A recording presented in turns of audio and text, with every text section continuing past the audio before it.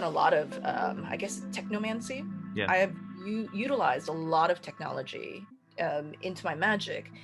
And the thing is that I'm half jokingly, but I'm actually pretty serious more and more. And by the time that we meet at AvalonCon, I may actually change like what I do from Glamour Witch into algorithm witch, because Right. I feel as though glamour magic today is actually algorithm magic, because Right. that's literally what glamour magic today is. Like, what sort of view, look, not just visual aesthetic, but sort of like the image you're trying to provide the audience, like how they view you, is very much based upon how the algorithm classifies you and which audience they push you out to. Learning how to work with the algorithm is a type of glamour magic, and I would say it is perhaps the most influential. And forget about money or clout, we're talking like people can influence world events based upon social media, right? So it is an essential and important part of anybody's I guess like magical toolbox. And the thing is, occultists, the ones who should be like, yeah, I really know how to work all this sort of magic, they're the ones pushing it away. Welcome to the Spirit Box podcast, where we explore mysticism, esoteric, and the world of spirits, and everything in between. We have a great show for you today, but first, a quick thank you to patron William Updike for their support. It makes a huge difference to me, and I'm really grateful for you taking the time out to support the show. So, my next guest on the Spirit Box is multi-talented witch Chaweon Koo, an algorithm magic maestro. Jowan is a successful YouTuber, TikToker, and makeup artist with a huge following. If you're a content creator, or indeed just want to learn more about social media spaces, you do well to listen closely as Jowan is dropping some serious knowledge. We discuss technomancy, Gen Z, witch talk, the truly global power and reach of social media, and the mindset needed to practice algorithm magic successfully. She will be speaking at AvalonCon this coming summer, so do check the show notes for links to get tickets. In the Plus show, we delve a little bit deeper into algorithm magic and the future of technology in regards to engagement, and it gives an overview of some of the stuff that Jowan will be discussing at AvalonCon, and it's really, really interesting. Super stuff. Well, really worth sticking around for. We also talk about why there's been such a huge boom in interest in the occult and esoteric world, and why getting paid for your time and expertise is a good thing, and something that should be encouraged. Now, before we get into the show, Chowan released a very important video recently on the wave of hate crimes against Asian people in numerous countries. It's very upsetting and challenging viewing, but it's hugely important that we're aware this is going on. The link to the video is in the show notes. I encourage you all to share it far and wide.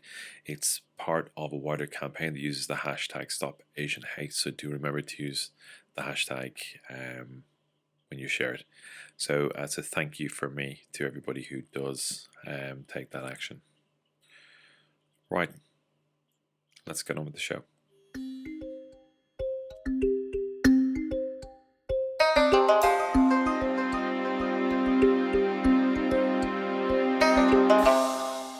Jowan, you're hugely welcome to Spirit Box, and I'm really, really grateful to have you here. And again, we're so Thank excited you, as well. Dara. And it's my pleasure, absolute pleasure. And of course, we're going to talk about a whole multitude of things, and you'll be attending a Spirit Box. Or what am I talking about? You'll be attending AvalonCon this coming summer here in the UK. So we'll talk a bit to that. I suppose to get things started, as mentioned before, we started recording as I always do. Uh, I saw your work first at Witches and Wine on YouTube. Talking to our mutual friend Marco and Phil Hine, and I kind of wanted to ask you, how did it start? Where did you get the kind of impetus to start interviewing people about magic and start talking about magic? Where did it come from? Tinder fuckboy. That's where it came from. So, That's the best and I'm answer being I've had to totally that question. serious. So yeah.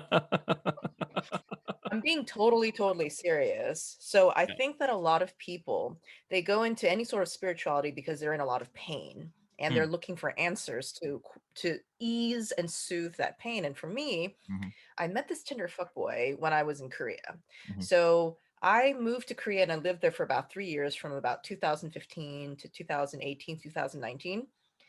And of course, as soon as I stepped on my motherland, because I'm Korean American, mhm, but as soon as I stepped on Korea, the actual land, the soil, the mhm, the ground of my ancestors, mhm. things were starting to move magically, but it all came to a head because, I was like swiping and I hooked up with this guy. He was so hot and, I was totally digmatized. Like we met up, we hooked up, and I literally thought like, "Oh my God, I'm marrying this guy," right? Yeah, yeah, yeah.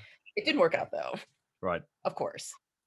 And I just remember being so disappointed because like it was one of those magical connections. Mhm, And I remember being so disappointed. And I thought that, okay, Susan at the yoga studio, and that's my kind of pejorative term for people who do like woo spirituality without really learning about the history behind it. yeah. So I was like, okay, Susan at the yoga studio does like chakra meditations and she seems to be pretty happy. So I'm willing to do anything Mhm, because I am just like so heartbroken and so disappointed. And so I started with chakra meditations and it went really well. And I thought, wait, I've been a lifelong skeptic and atheist mhm, since like literally the age of 5. We're talking kindergarten, right? And yet here I am doing this thing, the chakra meditation, and I feel good. There must be more to this. And so I started to investigate more and more. And it's like, I think that anybody who's on a spiritual journey, they can totally relate to how there's almost like an invisible hand. When you're on this path, things start to happen and you don't know exactly how you got to where you got to, but you got to the right place at the right time. mhm. And so just things started to move in that direction. But hey, if if that Tinder book boy is listening, I highly doubt it. But if he is, it's like, thanks so much, bro. Thank you. Oh, it's hilarious. But I do know I know where you're going with it. Like it is though. It's this cataclysms, Yeah. that set you off in these areas. Yeah, You know, exactly. yeah, yeah. I mean, what's that? The whole thing about like kind of your spiritual awakening, your magical awakening will fuck your life up. That's or it's a result of your life going completely sideways. Yeah, definitely. Right, Yeah. right. So, it was true digmatization that got me here. So it was literally fucking that got me fucked up. And so I got here. And then how did YouTube come out of that as an expression?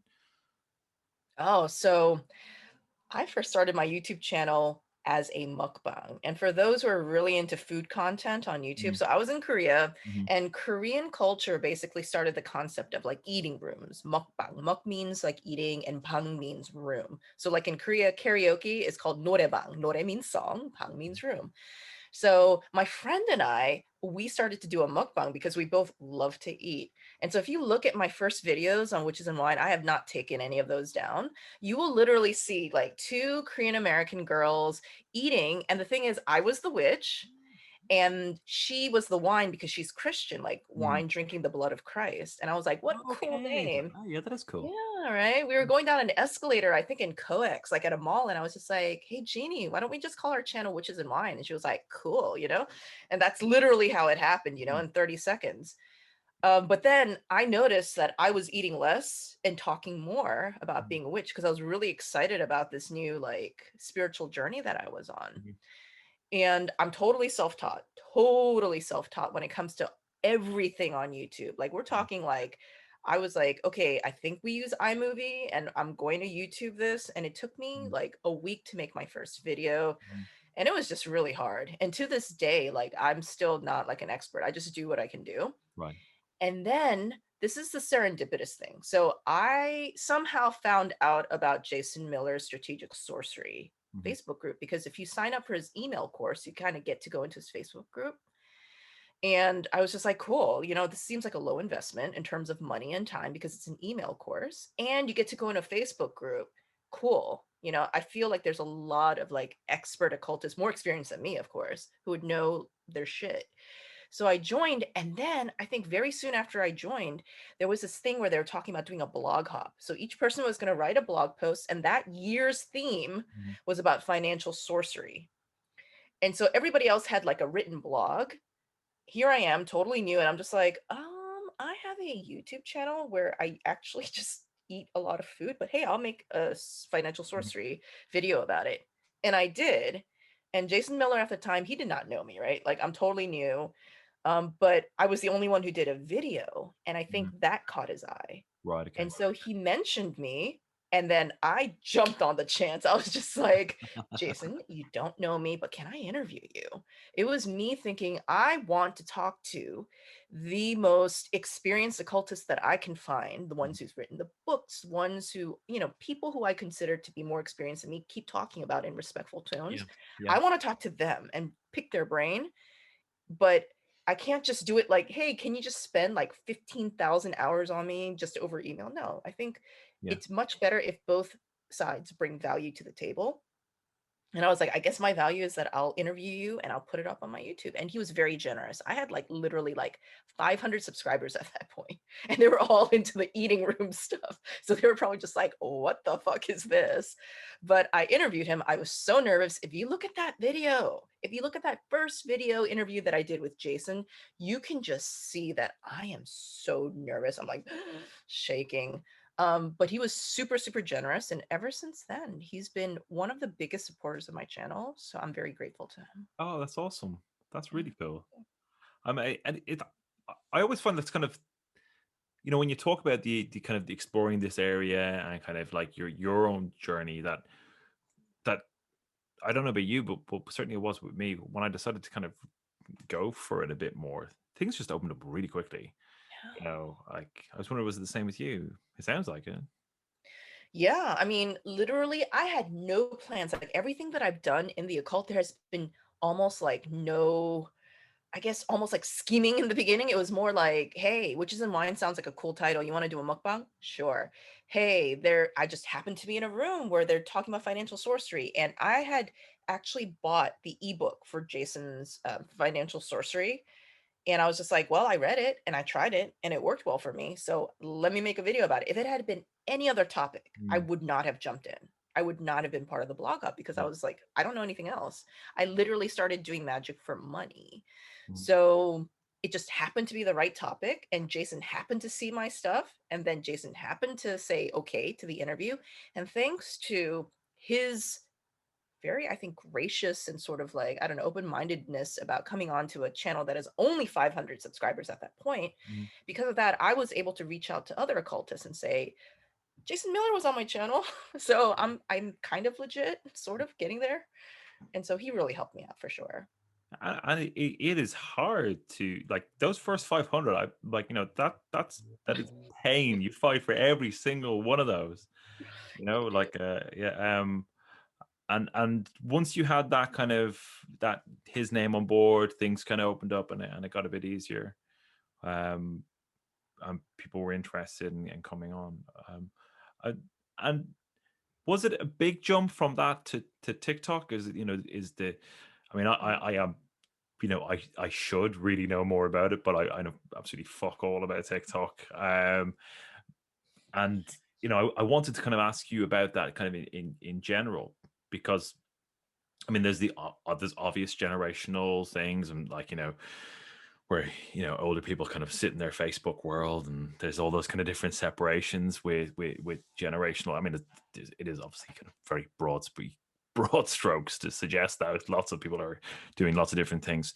But one of the things I wanted to ask you about TikTok is you hear a lot of things about kind of like the Twitter occult groups talk about, well, oh, TikTok people try to hex the moon or hex the fae and all that kind of stuff, and like that to me also kind of sounds a little bit like older people confused by younger people's technology and younger people's culture, and kind of poo-pooing it a little bit without exploring it or attempting to understand it. And that's the question I wanted to ask you: is like, what can witch talk and TikTok in general, like from a cult perspective, what can that teach people who aren't in that space? What can they learn from it? From your point of view, I know it's very broad question, but Wow, thank you for that question. I love it. I think your question is really making my brain sort of like just like turn and think and think. I loved how you contextualize that question. Uh, First, let me say that most of this happened again, that invisible hand guiding mm, people on their path. So I was starting to get really disillusioned with which is in line, the YouTube channel, and a lot of it was because I felt as though the audience I was reaching, when you would look in the analytics of your YouTube channel, you could yeah, find out like their demographics. I had made my channel to reach out to people who I thought would be more like me, mm, underrepresented in the mm, occult world, which are young, feminine energy people and people of color.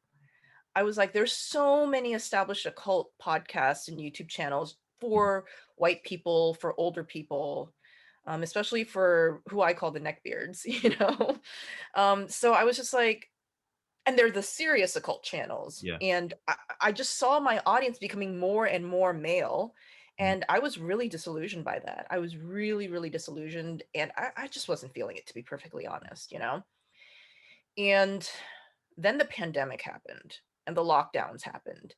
And just everything started to kind of, I don't know, just my view of how I saw the occult and my place in the occult, it really just went razor sharp. And I was just like, I know my audience. mhm, And I think it's important that we know who our audience is. Like, who is it that you're trying to reach out to? Whether you're an occultist, a writer with a book that you want to like share with the world, or even just like a real estate agent, who do you want to reach out to? Because your cup of tea is not going to be everybody's cup of tea. mm, And something in me was just like, I don't care if these like serious occultists, if they are going to not like me anymore. Because the thing is that they were never going to see me on the same level as a more, I don't know, somebody who looks like them, you know, a neckbeard, an edgelord.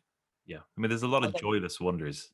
There really are. yeah, It's not, exactly. I mean, no. it just happened to me very recently where I started putting up the backlogs of my TikToks. Mm, I downloaded them and I started to put them up on YouTube because YouTube, they just rolled out a new feature called YouTube Shorts, which is under 60 seconds, basically TikTok style. right. And so I have like hundreds of TikToks, and I was like, yay, I'm going to put them up on YouTube. I was really happy. And then one of these neckbeard edgelords, he like commented like literally like 2 or 3 days ago, you are destroying your YouTube channel. And I remember just reading that and commenting to him, then burn it all down, you know, because I was just like, I don't make it for you. I don't make it for you. Yeah. And actually making these videos is a lot of labor, Mm, because you have to understand that a lot of people, what, and I'm sure as a content creator yourself, people don't realize that even something that sounds or looks easy is not. There's hours and mm, hours of back end editing, making sure the sound is okay, making sure the color is not too bad, et cetera, and then telling the world about it.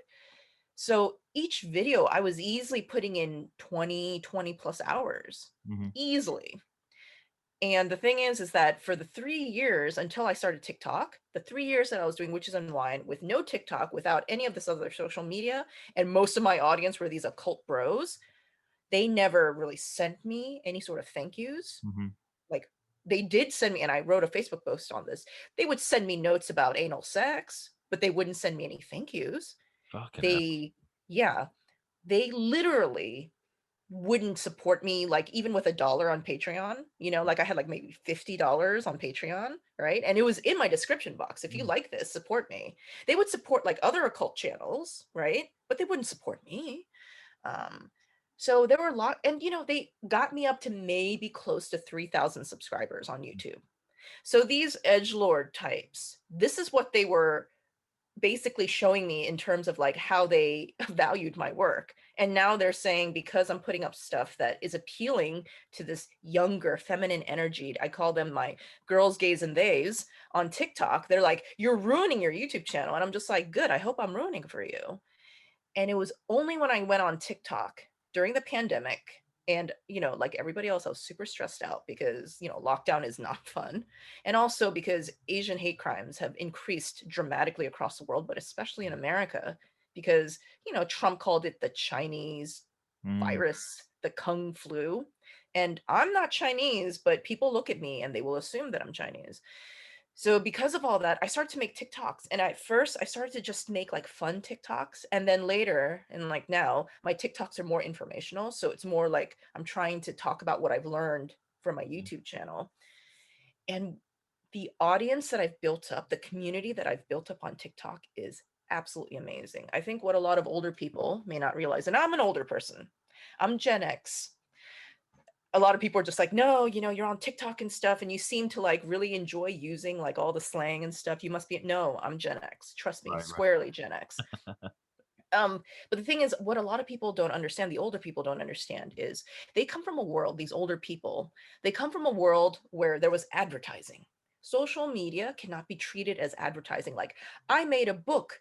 Here, let me make a post about it. That's not what social media is.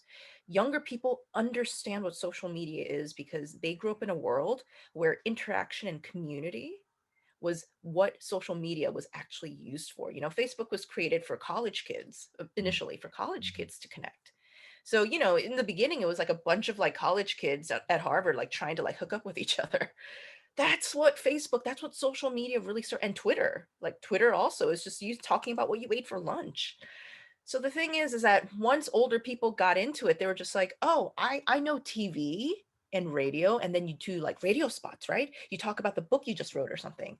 And it's like, dude, that's almost like if you go to a party and you talk to somebody who only talks about like, I don't know, like their resume or only talks about themselves. That's so boring. And that's what most older people do versus a place like TikTok or Gen Z, they're like super native, right? They're not even like millennials, like who yeah, maybe in yeah. their childhood they didn't have social media. Mhm. So the thing is that Gen Z, they were born into this. And so they understand community, which is the reason why you never fuck with basically three demographics online. You never fuck with K-pop stans on Twitter. They will fuck you up. They will mobilize millions and millions of people. You don't fuck with Black Twitter. They will also fuck you up. Millions and millions of people organizing themselves. And you do not fuck with witch talk, witch TikTok. They will also fuck you up. And it's not because let's say the influencer, the account, it's Mhm. not even so much because they have like 200,000, 500,000, 800,000 followers, like some of them do. My account has about close to 200,000 followers.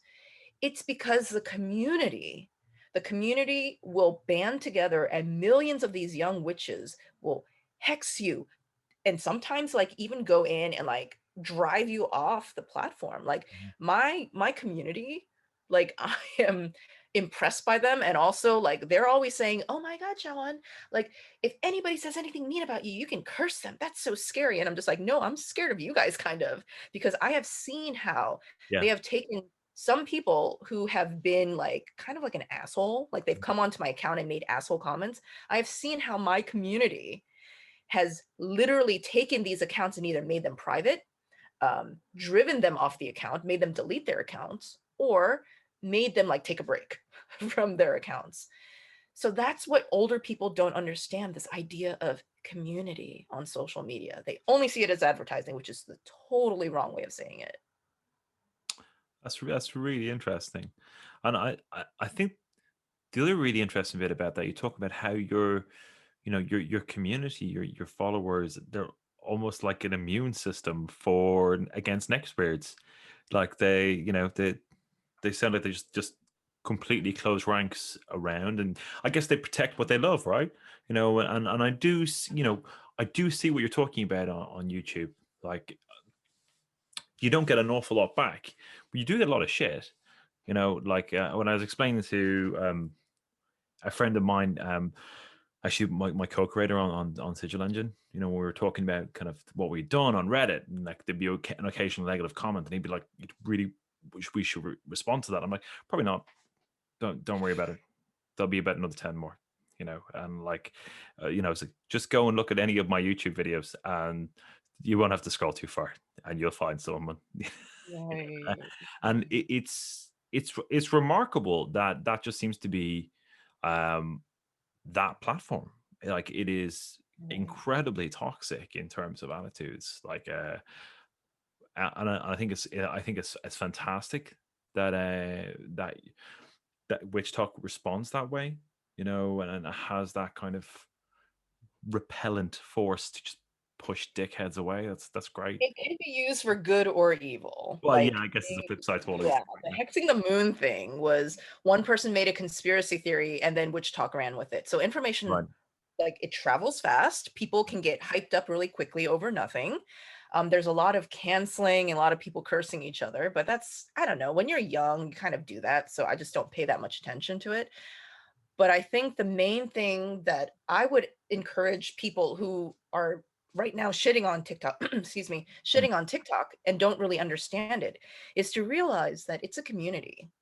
It's not, if you try to look at it as like a business thing, and a lot of people are, and they're failing because of it. If you try to look at it as a business thing, monetization thing, a place to promote your stuff, you are going to fail, because these Gen Zers, you know, they're like, especially Witch Talk, they're like virulent communists. Oddly enough, it's like, wait a second, you've never really lived outside your mom's house, but you're a communist. Interesting. But you know, they're trying it out. And they're very, very savvy. They're very savvy, and they're suspicious of people who they think are trying to exploit them, because that's like a huge thing, right? Just Yeah. in general amongst that generation, like, is this an equal energy exchange? But if you go in with the mindset of, you know, and this is the mindset I went into Witch Talk with, which was, I have spent the past 3 or 4 years talking to some of the best minds in the English speaking occult world. Like, I literally can look back on my videos and say, you know what? This person, I respect them so much. I respect this person so much. Like, every single guest that I've had, like, I've learned so much from. I almost compare it to going to, like, if I were a physicist, going to like MIT and having like not even a class, but like one-on-one to what is it, tutorials Mhm. with like Stephen Hawking, or you know, some sort of like high level physicist. So it's kind of like that transmission. And I was just like, this needs to be shared with Witch Talk, because y'all are sometimes cosplaying. Sometimes what you guys are doing is just, I don't know where you got it from, but you know, Avatar the Airbender is not always the best choice, you know? So it was me basically sharing what I learned on YouTube, almost like, well, I spent the last 4 years getting harassed online by these occult bros and stuff. Might as well get something out of it, right? And share it with the world. And it was because I came with that intent that I believe that people started to see me and the information I gave and the people I talked about as being like, wait a second, these older people, they're not trying to like talk down to us or like exploit us. They actually want to share information. And that's when the community started to build. And I have to say that my experience on TikTok has been very positive because Mhm. of that. And also, let's face it, like, doing like pop music and like lip syncing is fun. And also, I almost feel as though like I have, I don't know, I feel as though I would have sort of mentally aged or become kind of like, I don't know, like, I feel like kind of more young and fresh, perhaps. I always feel young and fresh, but you know, younger and fresher, because I am learning what the Gen Z mind is like. And to be honest, like, all this like new music that I maybe wouldn't have searched for on my own, Mhm. it's always trending on TikTok. So like, I know all the current music as well, and I know all the slang, and I know how to use it comfortably in online comments. So I'm just like, okay, my brain is still retaining its neuroplasticity in that Yeah. way. So I have a lot to thank Gen Z TikTokers for. That was one of the things that I kind of wanted to ask you as well. Is that like what surprised you the most? I mean, I guess broadly, you're a fairly public figure in the occult world, like what surprised you the most about it? Having an audience. Oh, wow. Okay. So one of the things that I want all content creators, especially occult content creators, to realize is that it's okay to want a big audience, because when you have a big audience and you have big reach, you can influence the conversation. Mhm. And the thing is that young people today, and anybody who teaches young people will 100% like verify this.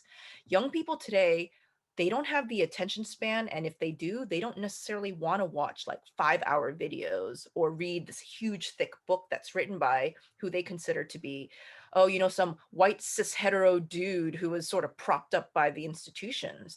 They believe in democratizing information, and they want to have diverse sources in terms of voice.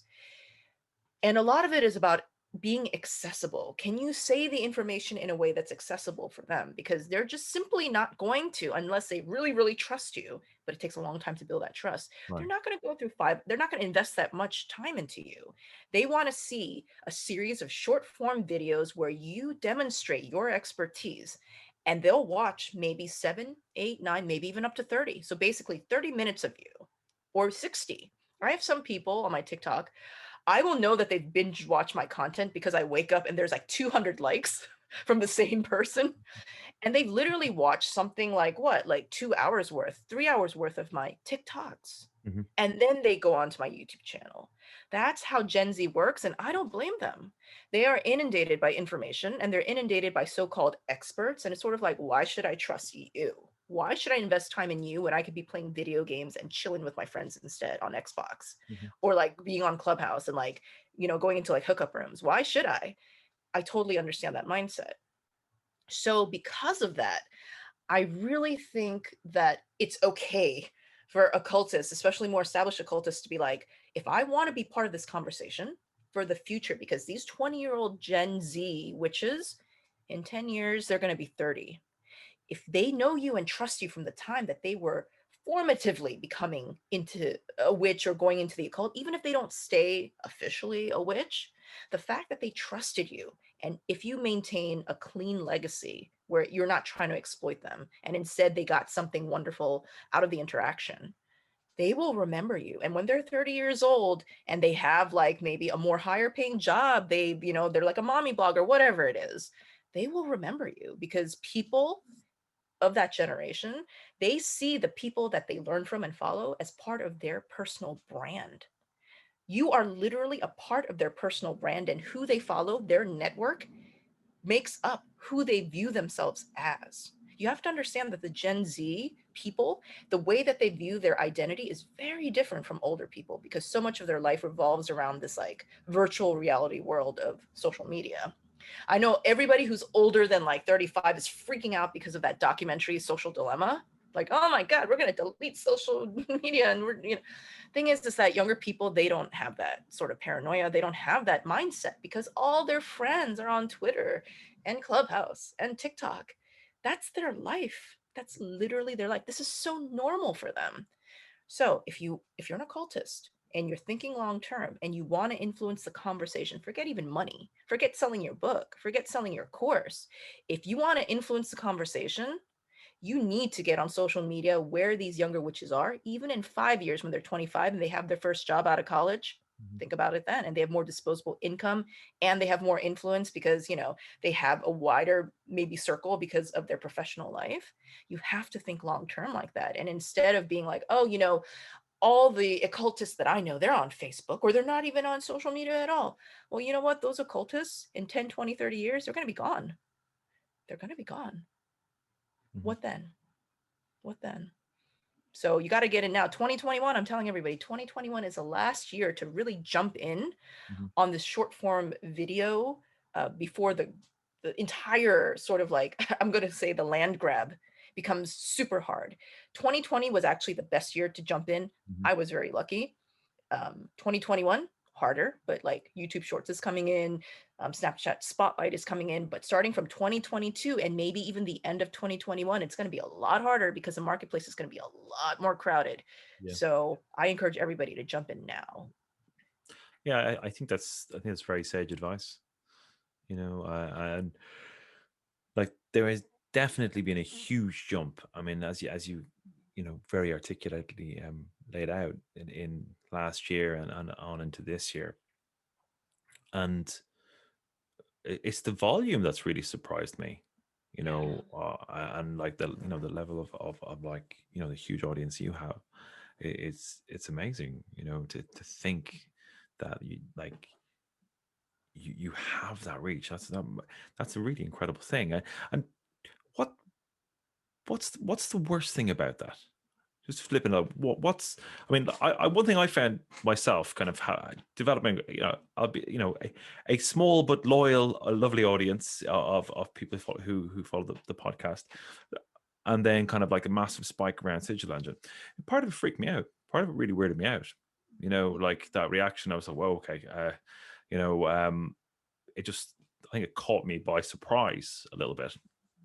And I kind of wanted to ask you, what's your reaction been to have there been any kind of downsides? I know you mentioned some very unpleasant comments you got on YouTube, which just sounds horrendous stuff to deal with that kind of shit. What in terms of kind of the TikTok and the scale of it, like what have been what would we say are the downsides? Another question that is really making me think. Thank you for that. Not that there aren't any downsides, but so far the downsides for me, Mm. they are completely just overshadowed by the upsides. And a lot of it is, I think personally, because I was at the right place at the right time.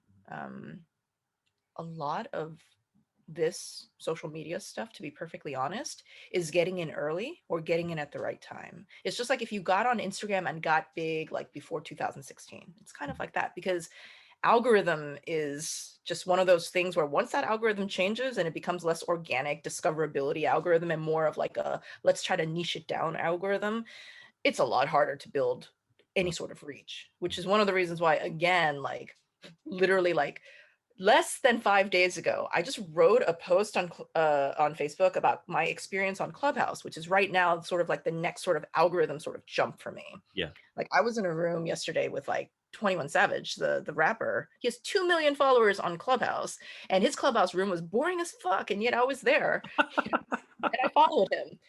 But the thing is that there's always these new mediums and you figure out how to use them, but it's like you need to get in there early Right. and you need to go in fast, right? And this is what I learned from TikTok.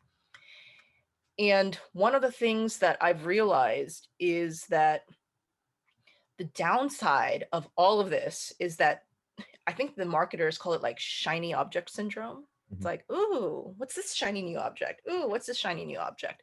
I literally don't sleep. Like I sleep like maybe like 5 hours a night now, maybe less, probably less, like 2 hours here, 3 hours here, whatever, because work literally never ends for me. It never ends for me. I personally find that kind of exciting, but I just don't know if a lot of practitioners who are very much about they need hours to like really go into deep study, that's how they became a subject matter expert, right? Because they were able to focus for hours at a time, months at a time, years at a time, versus the brain that is required to do the social media is a very different brain. It's almost like you need to switch off the occult brain and be like, I'm going to be the person who basically, I'm an introvert, okay? I'm an introvert, but I've had to learn how to take my natural energy signature and like use it in a way that won't completely like obliterate me like on social media. But I need to learn how, and I learned how to somewhat successfully to go into all these social medias and to use that part of my brain that's not about digesting information deeply, but digesting information quickly. And then instead of thinking about it too hard, as soon as I think about it, instantly pick up my phone and do something about it. That is a very, very, very different way of being than most serious occultists. A lot of these new witches, you'll notice that the way that they do their magic is similar to the way that they do social media. There's not a lot of depth to how they're doing things. There's not a lot of research because to do that is like social media death. You're too late. You're Mm. too late. But at the same time, it's a double-edged sword. You need to do the opposite of that quick, superficial, like hot take to be able to get good at something like the occult, to get good at anything that's technical. Mm. Yeah, Yeah, absolutely. but it's a different brain. So being able to switch on one brain, switch off the other brain based upon the context is extremely confusing for me. So I would say that's also part of the downside. It's like there's no sense of like, I can actually sort of like digest. It's always like, which brain do I need to turn on? Which brain Right. do I need to turn off? Am I even doing them right? Because I feel as though those who only focus on one side will excel at it. So I always ask myself, which would give me more fulfillment? Having that occult brain turned on, like, and focusing 90% on that, or keeping that more social media brain turned on and focusing 90% on that? I know for a fact it's because my brain, the shifting, like I try to keep it like 50-50, that my social media, like I'm so happy with my followers and I'm so happy with the numbers. But let's be real, and I totally admit this to myself. If my brain was more in the social media mode, more than 50%, I could have probably increased my reach even more. And maybe that would have been more beneficial to the occultists that I know, because my reach would have been 500K, 607. So that's also sort of an ethical conundrum that I have to live with. Mhm. Yeah, and there's one thing that I noticed that you said there is you talked about kind of the benefit to the occultists who follow you and you said something similar earlier on in the show. And i- is there an element of service to the community that you see in your work, to the occult community? There has to be, because there's no money to be made for me, at least in the community. So, like, I hear one of you on that one. I hear you on that one. the it's almost like being an artist, right? Like, somebody may be a great artist, but there's no money to be made in it unless you're Mhm. like, I don't know, like the outlier. So, if you're not doing it for service, then you are going to be really, really. I've been doing this for like, I think anybody who does it for more than a year, Yeah. they're doing it for service, because you will burn out before a year, because the return on investment in terms of material gains, or even like even clout or reach, like social media reach, Mm. it's small. I could have instead, and another thing that I think about, I could have instead focused on doing makeup content on TikTok. Makeup TikTok on content, easily you can get up to like 1 million followers, Mm. right? I could have done sponsorship deals probably, even at 200K. I've seen 200, like some of my makeup friends, they have about 200K followers, which is about approximately how much I have on my Witch Talk account. They're doing sponsorships and collabs with like big brands. Mhm. That sounds incredibly fun for me. There's actual material gains to be made for all the Yeah. work that you put in. But here I am making Witch Talk stuff. So obviously, for me, I somehow along the way decided, or that invisible hand that guided me decided for me, Mm. that for now I was going to focus more on being of service without focusing so much on trying to monetize it, even though I will say that I don't in any way look down on anybody's hustle. Like, even Oh like God, no. people who I Yeah. think maybe like, ugh, yeah. Yeah, I mean, I find it I find it very surprising that people do. You know Mm, that when I'm like, if someone's managing to get income out of creating stuff that they enjoy, fucking more power to them. Good on them. Absolutely. exactly. There's a lot of jealousy. There's a lot of jealousy. I like. There is, It's there is. And I really actually, and maybe it's because I'm Asian, and for in Asian culture, there isn't such like a big thing between spiritual versus like, I guess, the more mundane or practical or Mm, physical. And Asian culture is kind of used to syncretizing a lot of things as well from the right. West and the East. Just my mindset has always been that money is kind of a clean energy exchange. Like, I think money is a beautiful thank you note. Like, each dollar is a thank you note. Mm, So I have zero problems with people making money. Now, me asking for money because I'm an introvert, like, that's a little bit sketchy for me, because I just don't like asking for help, period. But when other people are doing it, it inspires me. Even if mhm, I think that their work is kind of shit, I'm thinking, well, at least they were hustling for it. You know what I mean? Like, I kind of admire the entrepreneurial hustle. mhm. So, based on that, like, I can totally understand and not overly judge like all these Gen Z witches who are like, have looked at tarot for like 1 month and they've set up shop. Hey guys, I'm going to do tarot readings, 3 cards for $5. And I'm like, do it, go for it. If you have customers, if you have people coming to you, if the marketplace is actually giving you money, that's the marketplace. I'm not the marketplace. I'm only a small part of it. Go for it. I'm not here to like tell you what's right or what's wrong. Now, you can make more money if you learn about the history of tarot, if you study tarot. Then you can start charging not just $5, but $60, $100. Don't you want that? And that's how I've always looked at it. This entire like conversation about money, or is it a closed practice or an open practice, or is it appropriation and stuff? For me, it's always been, well, the thing is, the answer is very simple in a lot of ways. If you are a cultural appreciator, you learn about everything, right? You learn about the history, you learn about the culture, you have deep appreciation, which means that you're actually better at doing it than somebody who's just an appropriator. You're an M&M instead of a vanilla ice. Right. Don't you want to be an M&M? You Mm-hmm. want to be vanilla ice? Do you want to be a clown? No. Then naturally you're going to be a cultural appreciator.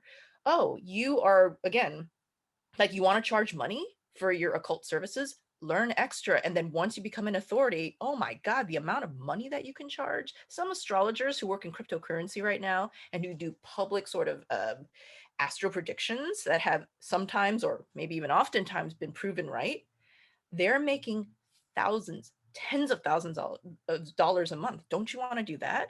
Then you got to put in a little bit of work. If you only want to do like small time, $5, $10, okay, then you can do that. But come on, we want to think big here. If you want to think big, you got to become an expert. You got to become a cultural appreciator.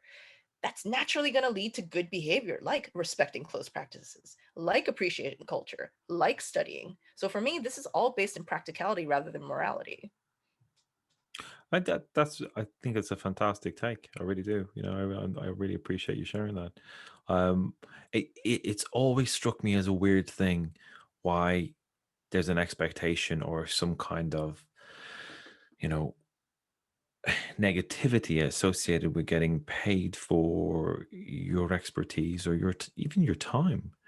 It's a weird thing. I mean, Christ, I grew up in a Catholic country.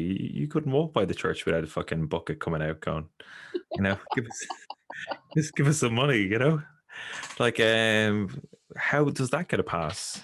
It's weird, it's strange. But yeah, thank you for that take. I appreciate it. By the way, like, just to hype up Ireland, I'm actually I for a couple years I've actually considered maybe trying to see if I can move over to Ireland, because I know Oh, that they cool. have a booming entrepreneurial scene, like the tech scene, right? Yeah. So, and I think it's very exciting. Americans were just so stuck in our little America only like bubble. But the thing is that the tech scene isn't just Silicon Valley, guys. It's not just New York City or whatever, DC or wherever Mm. other companies are. Dublin, I heard, is Yeah, there's amazing. lots going on in Dublin, a huge amount.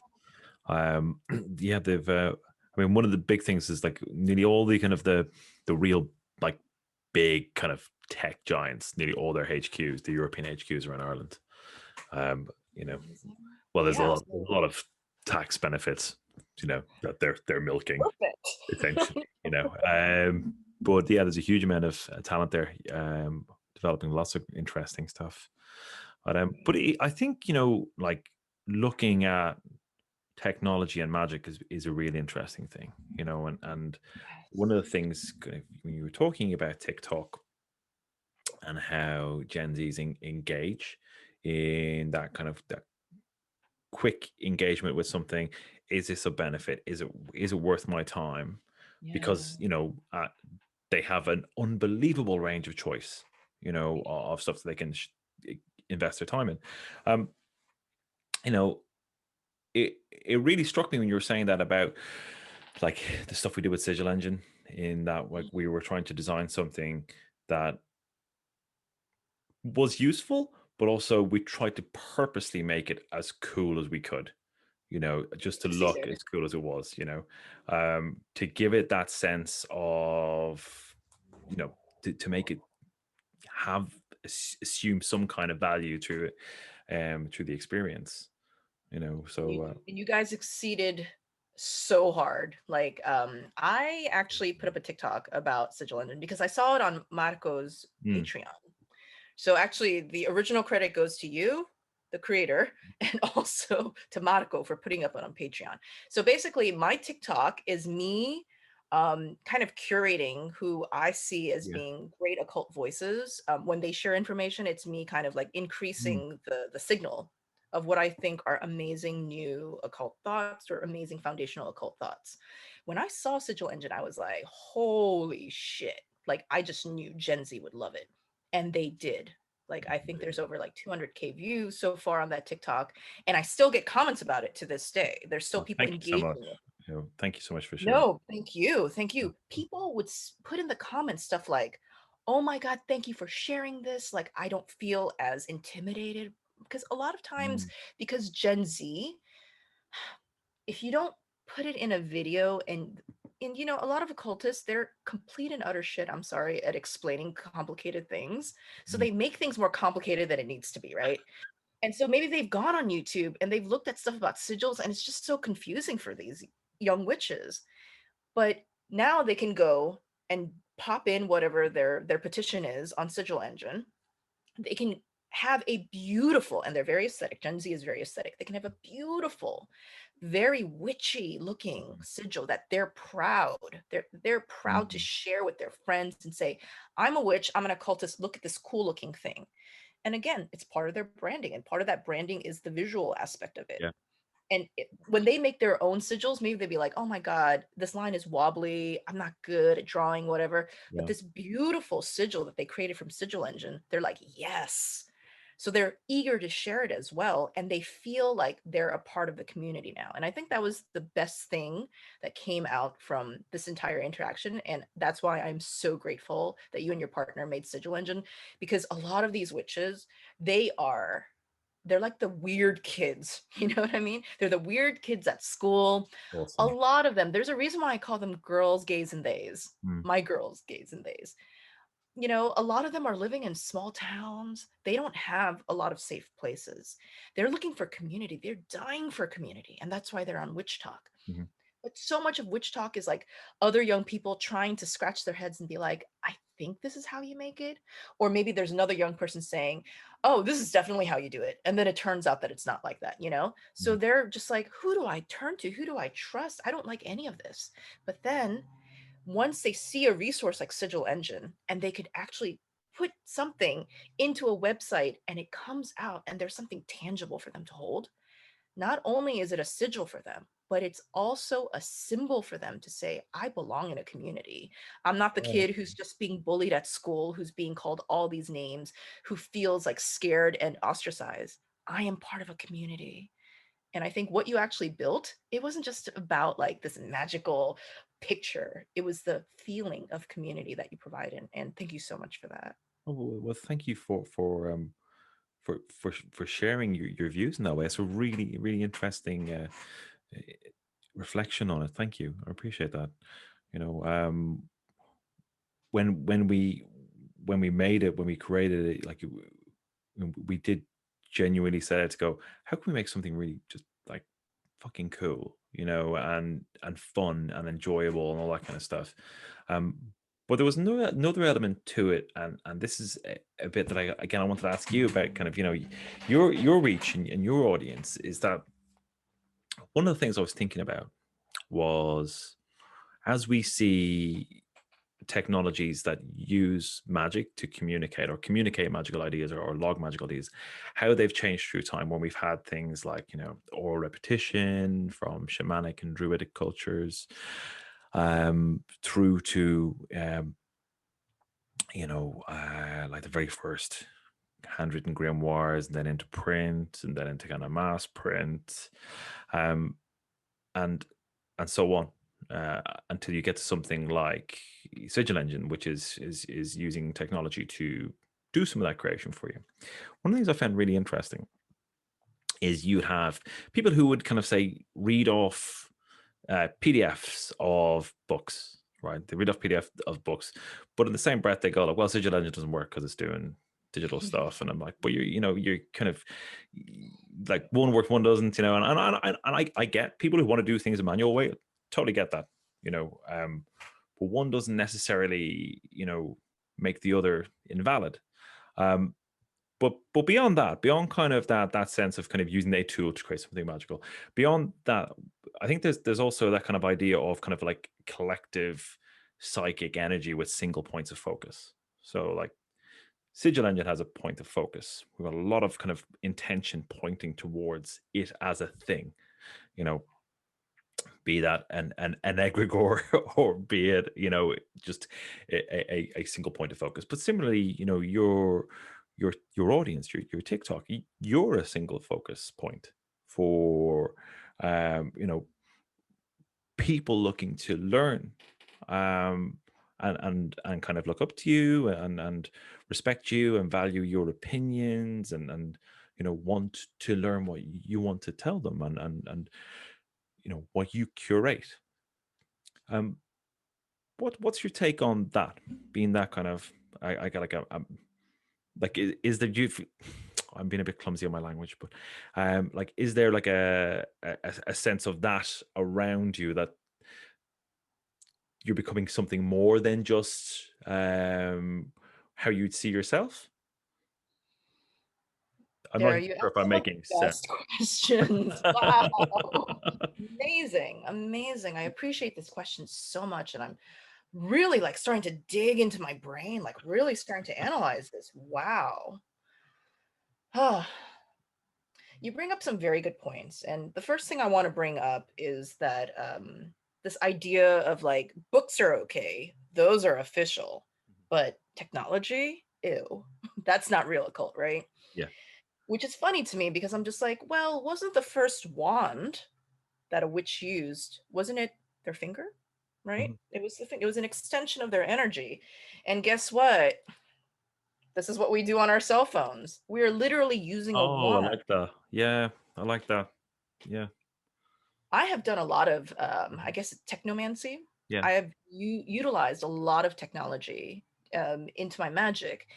And the thing is that I'm half jokingly, but I'm actually pretty serious more and more. And by the time that we meet at AvalonCon, I may actually change like what I do from Glamour Witch Mhm. into algorithm witch, because Right. I feel as though glamour magic today is actually algorithm magic, because Right. that's literally what glamour magic today is. Like, what sort of view, look, not just visual aesthetic, but sort of like the image you're trying to provide the audience, like how they view you, is very much based upon how the algorithm classifies you and which audience they push you out to. Mhm. Learning how to work with the algorithm is a type of glamour magic, and I would say it is perhaps the most influential, and forget about money or clout. We're talking like people can influence world events based upon social media, right? Yeah. So it is an essential and important part of anybody's, I guess, like magical toolbox. And the Mhm. thing is, occultists, the ones who should be like, yeah, I really know how to work all this sort of magic, they're the ones pushing it away. They're the ones who created this concept of the wand, right? The finger. They're the ones who are just like, oh, like putting in barbarous language. Hello, code. That was a thing for occultists. And yet they're the ones who I feel as though have decided that they're going to cling to a lot of tradition instead of progressing.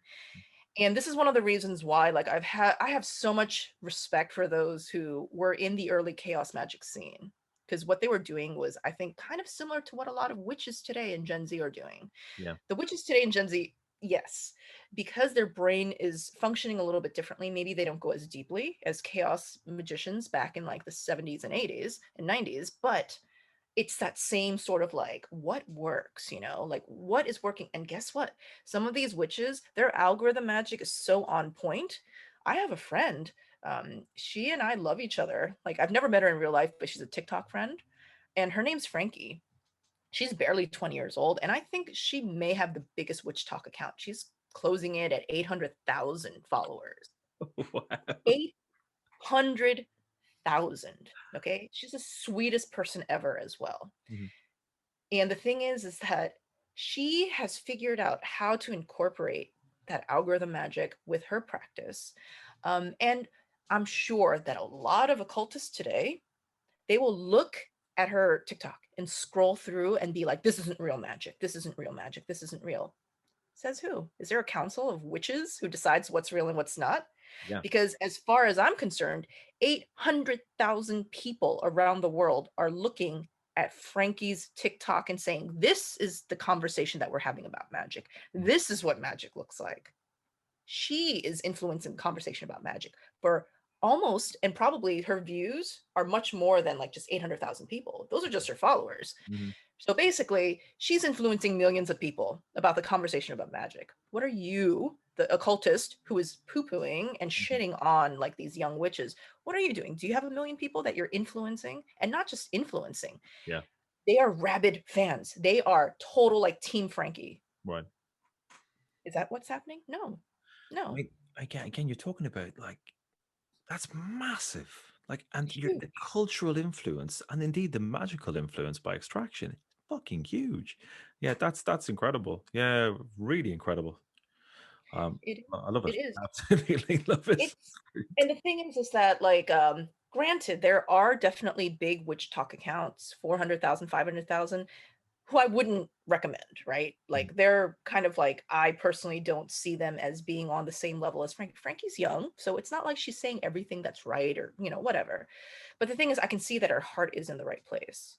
And that's what a lot of occultists don't recognize. If a person's heart is in the right place, they're 20 years old. Give them a fucking break. What were you doing when you were 20? I know what I was doing. I was like drinking tequila and like Yeah, throwing up all over totally. the Yeah, I mean that's it. That is literally what I was doing. Exactly. Remember when you were 20 and you were Oh young and God. I mean, I certainly wouldn't have the capability to kind of create a reach at that age. Christ no. Barely say Exactly. my own name, let alone kind of do anything cohesive. Exactly. And the thing is that even if I don't think that their magic is something that I vibe with, Mm, um, just the fact that they know how to work the algorithm means that they are doing some sort of magic. They know how to yeah. work that algorithm magic, this glamour magic 2.0. Well, So I can't hate on that either. no, totally. So it's like We're bending reality. That's what we're doing with this, right? literally.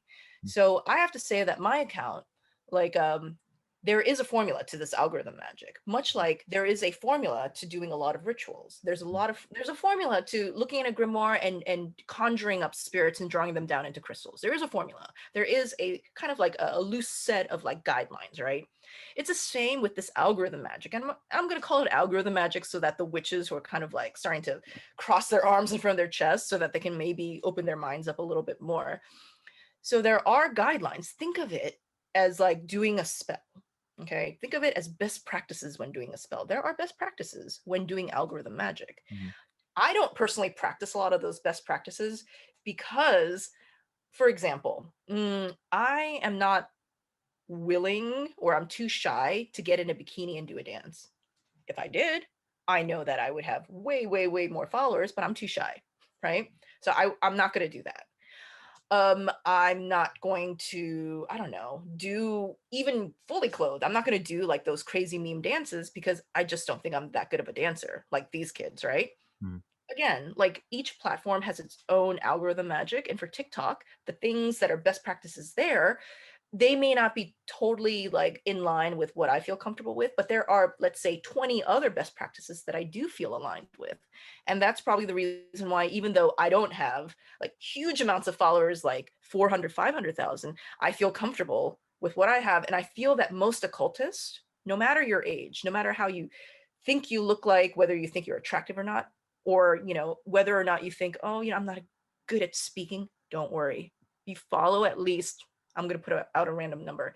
You follow at least 10 to 20 of these best practices. And I'm going to randomly throw out another number. Maybe there's like 30 or 40 best practices. You follow like at least, 40, 50% of them. You will get numbers like mine, maybe even more because you're the subject matter expert. I'm a curator. Mhm. So this is not unique to me. This is not unique to me, and it can be completely learned the same way people can learn magic, Mhm. any sort of magic. And the fact that people are saying, nope, not gonna do it. I'm like, are you crazy? Yeah. You can literally open a book written by some dude who was probably a little high, back in 13th century Spain or whatever, conjuring up demons or whatever. And you can do that magic, which the success rate is pretty damn low, let's be Mhm. honest. But you're not going to do something that has a much higher chance of success and it's algorithm magic and it's so much more accessible. Makes no sense to me. Yeah, I agree completely. It's a really weird take. Weird is a bit unfair. Like, well, I think it goes back to our kind of our part of our earlier conversation of like, you know, what can that space like TikTok and like the work you do, what can that teach people who are not comfortable in it? Like, I mean, I'm a lurker in TikTok. If I'm honest, I'm a lurker. I'm probably never going to have an account because I just feel like I'd be that old guy in the club. You know, not not old, just too old to be in the club. Do you know that one? That kind of vibe. Um, and I'm a waffler. I talk so much and in such a protracted way. I'm not sure I could squeeze it into 30 seconds. You know. Right. Well, You know what? You bring up a very good point, which is most of my followers are lurkers. Not everybody Yeah, who's Gen Z is going to create like a huge account or even yeah, create any sort of content. And this is sort of like knowing who you are. It's like some people, they're more built to be that basically the supporter of the yeah. content creator. And even that in itself is a type of brand identity for these Gen Z witches, because even if they're not creating content, Hmm. the people whose content they comment on, follow, support, Hmm. tell their friends about in real life, that is part of their brand identity. Yeah, So they're a very important part of the entire ecosystem. And they're actually in some ways the ones that I love the most, because they're literally there for the content. Like there's no other ulterior motive. They're there for the love of the content and to learn and to just digest the information. hmm, So yeah, I'm not saying that yeah, people need to feel the need to do it, but if you're somebody who's like yeah. complaining about wanting more reach, then I say Yeah, create the content. absolutely. Well, look, I mean, I think it's amazing, and I really do. And from a personal perspective, I'm so appreciative of you talking about the Sigil engine. I remember kind of searching it in TikTok. I'm like, holy fuck! I was so thrilled. I really was. I was absolutely genuinely thrilled. So from a personal perspective, I really appreciate what you do. And but how you frame it, I think is so interesting. That idea of cultural influence, of reach through time as well, by kind of like creating that link with somebody in that early stage of their exploration into the occult, into witchcraft, and and really into kind of when I pulled that thread in my head about the occult and magic and mysticism, you know exactly as you said at the start of the show, it's about searching for something that you feel is missing, you know, or it's about trying to understand your own pain, or why do I feel this way?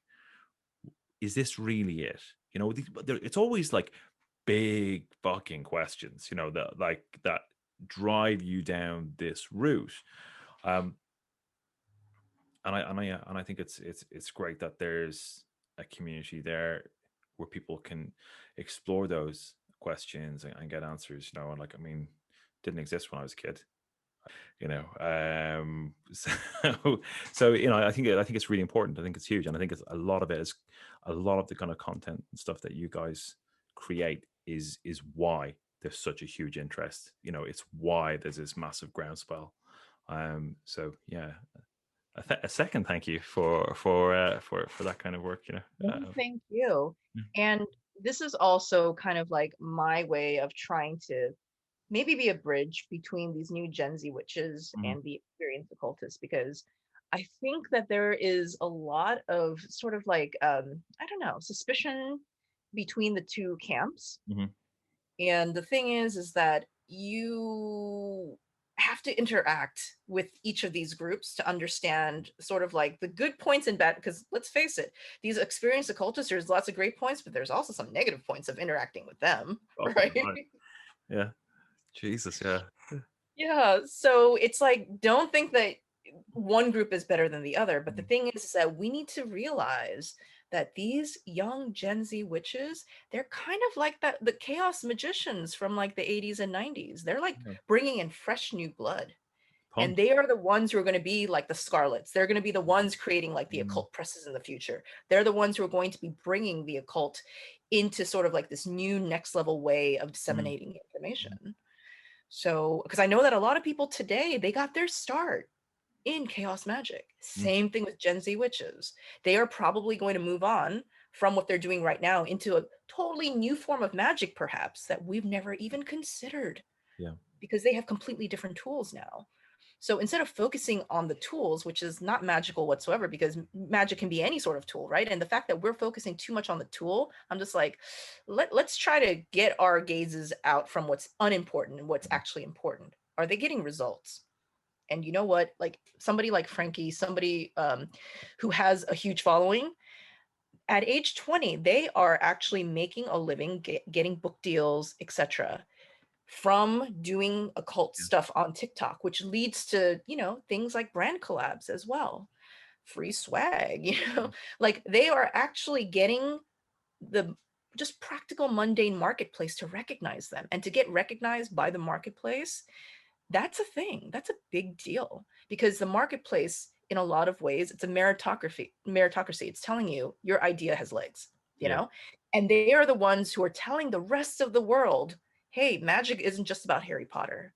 Magic actually has legs. So it's sort of like they're brand ambassadors for the brand of magic, for the Mm. brand of the Mhm. future of the occult. So we need to nurture these babies. I know they hate being called babies, but we need to nurture them. We need to nurture them because they're going to be around when we're gone. Yeah, no, I agree completely. I think that's awesome. It makes an awful lot of sense. I wanted to change tack a little bit. Yeah. So obviously in the summer, God willing, we'll all be out and about, and they'll have released us back into the wild. Um, but AvalonCon, and you're going to be speaking at AvalonCon in Glastonbury. I'm really looking forward to your talk, by the way. Oh, thank you, likewise. And what I kind of wanted to ask you about AvalonCon, kind of, broadly, kind of, what's your plan for your talk? Have you explored that yet, or is it a work in progress? Yeah, what are you thinking? I think it's so helpful to go on podcasts like your own, where the host asks me such amazing questions, because it helps me clarify what I'm going to be talking about. And hopefully by then I will have just more eloquence speaking about this idea of like glamour magic 2.0, Yeah. glamour magic 2.0 being algorithm magic, and having actual case studies, and having, I know it sounds so ridiculous, like case studies, what? But I mean, I already have a case study in terms of how the Mm. Korean, South Korean government was able to use algorithm magic to create the soft power that is the Hallyu Wave, BTS. So I have that, but hopefully I'll have more Mhm. case studies to Cool. kind of show why algorithm magic is the way of the future, right? Well, thank you again. Fantastic, lovely knowledge bombs you're dropping here. These are great stuff. What's next for you, and where's the best place for people to find you? Uh, Well, So we've just talked about TikTok for an hour, so yeah. I've kind of answered my own question. In fairness, you know. So on all my social media, Instagram, TikTok, it's Hi Chaweon. Yeah. And my YouTube is Witches and Wine. But I would say the place where I'm most, I kind of come and go in terms of activity on social media, because like I got stuff to do. Yeah. But the thing is that recently, and I really want to speak a little bit about this, there's been a campaign. It's hashtag Stop Asian Hate. So in America, but also in Canada, Vancouver, in I think Paris recently as well. So it's not just America anymore. Mhm. Asian people of Asian descent, whether they're Asian American, Asian Canadian, Asian French, whatever, they are being randomly attacked on the street, and most of them are elderly. We're talking like 70, 80-year-old people Horrendous. randomly. And there's videos of, especially in the Bay Area in California, also in New York City. And one of my friends, who is a Korean American shaman in Flushing, Queens, New York City, they were attacked for racial reasons, because Trump has spent so much time saying corona, Chinese virus, and kung flu Yeah. randomly. This is the reason why right now I can say, and this is no exaggeration, for my friends who are Asian, living, not even elderly people, but especially elderly people living in big cities in America, we are being encouraged to stay indoors. We're encouraged to not go outside and just walk around, because we may get randomly attacked. We're talking in residential, safe suburban neighborhoods. Like somebody, like this older gentleman who was like 90 years old, he was just, basically just walking like down the sidewalk in a safe neighborhood. Mm. Somebody came up and pushed him intentionally, like really hard, and he died, from his injuries That's later. horrendous. It's really horrible. Mainstream media is just starting to cover it, but Yeah. it's been going on for a year now, and That's it's horrendous. really just increased in the past month or two. And there's a lot of companies now like Nike who Yeah. are trying to bring awareness to this, but I just Yeah. wanted the audience to also know that this Yeah. is going on, Yeah. And because of the model minority myth, a lot of Asian people, they just don't want to cause a big scene. They just want to keep it to themselves. But realize that Asian people are also part of the occult community. A lot of times we're quiet. A lot of times we're quiet, and I understand why, because as an Asian practitioner myself, I have received some negative interactions because of my race. So I totally understand. But we're part of this community too. We're Yeah. part of this community. We do our own practices, but we also, a lot of us practice a mix between Eastern and Western occultism. So please remember us. And please also remember the hashtag Stop Asian Hate. Hashtag Stop Asian Hate. And if you guys search on TikTok, Instagram, or just put it in Google, you will find more information. I'm going to put out a video tonight. Yeah. And it's March 3rd tonight, about all of this, and also highlighting, this is really exciting, 3 different videos that I'm also going to put out tonight. One of them is about an initiated Korean shaman, my friend who was attacked in Flushing. Her name is Jen. Also, David Shi, who wrote North Asian Magic and he's studying right now to become initiated into Mongolian shamanism. Wow. And also, there was an article written by my friend Faye, and she put out an article called "Can Asian Americans Be Witches?" Benabel Wen, Faye, Ryan. These are Asian Americans and myself. We're going to have a panel, and this was Oh, recorded about cool. a year ago. And I'm going to also put out that video. So highlighting different Asian Yeah. American occultists and practitioners. So please, again, the hashtag is Stop Asian Hate. Great stuff. Well, we'll definitely share all the links to all of that when the show comes out. Chaweon, it's been an absolute pleasure chatting to you. I could easily keep going, but I'm sure you got lots of work to do. And yeah, it's just been an absolute pleasure. And I really look forward to meeting you later on in the year at Glastonbury. And yeah, let's chat algorithmic magic and technomancy. Yeah. And, have some shots. Yeah. Yes. Absolutely. Yeah. Yeah, so guys, AvalonCon, I think there's still a lot of, maybe not even a lot. Did they sell out of the online tickets for AvalonCon? I think that there's still online tickets. They've sold out of all the event ones. They kind of Yeah. the Glastonbury tickets are gone. I think occasionally I see one come up on.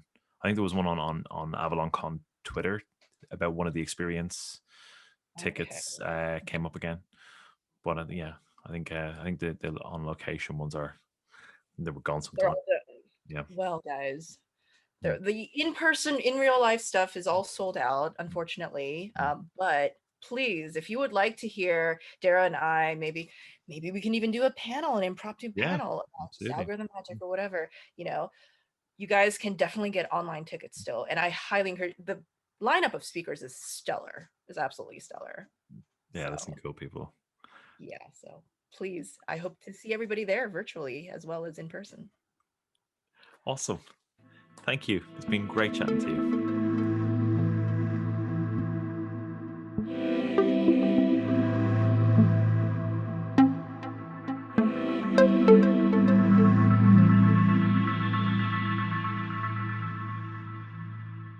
There you go. I hope you enjoyed that, folks.